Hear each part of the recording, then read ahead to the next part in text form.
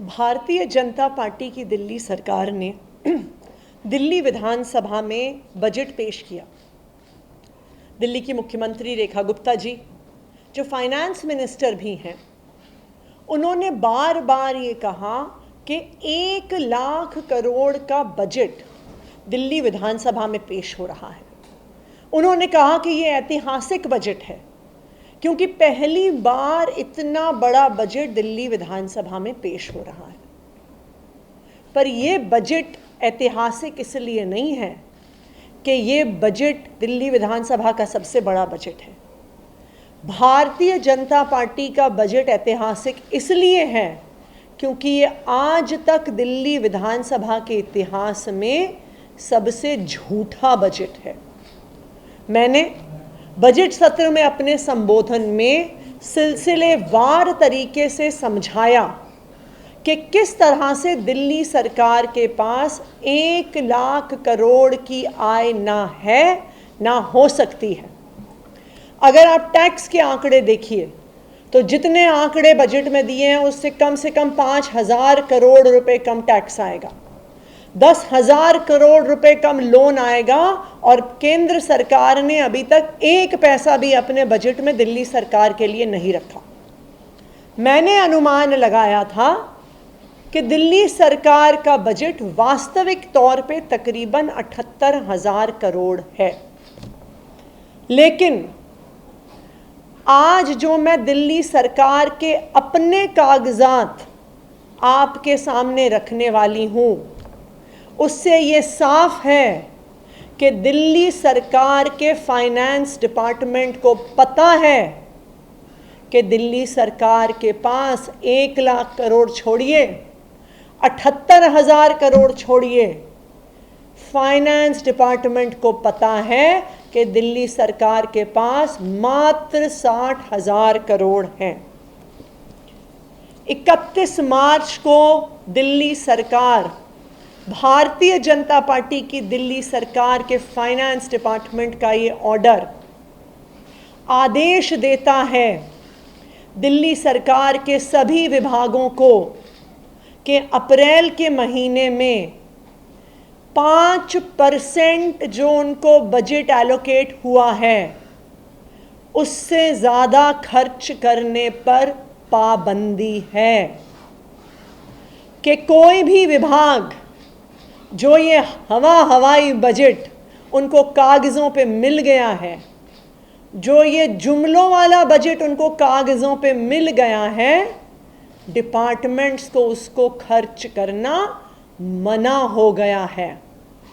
और अगर आप इन आंकड़ों का हिसाब किताब लगाइए तो 1 लाख करोड़ का 5% हुआ 5,000 करोड़। यानी अगर सरकार 1 महीने में 5,000 करोड़ खर्च करेगी तो 12 महीने में 60,000 करोड़ ये टोटल बनता है। यानी सरकार को खुद पता है कि उनके पास 60 लाख करोड़ से ज़्यादा राजस्व, 60 लाख करोड़ से ज़्यादा बजट नहीं है।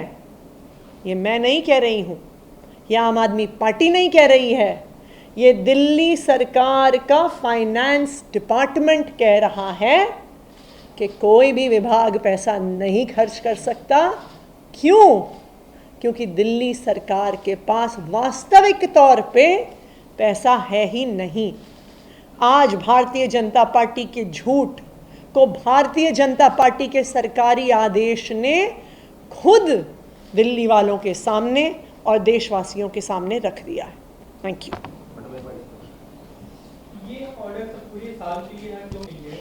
ये ऑर्डर अप्रैल के महीने के लिए है और इसमें स्पष्ट लिखा है कि जो पूरे साल का बजट है उसका अप्रैल में सिर्फ 5% खर्च हो सकता है। देखिए, अगर आप इस आंकड़े को टोटल करिए, 5% यानी 5,000 करोड़, अगर आप इसे 12 से गुना करेंगे तो यानी टोटल हुआ 60,000 करोड़। तो अगर इस दर पे ही खर्चा करना सरकार अलाउ करेगी, क्यों?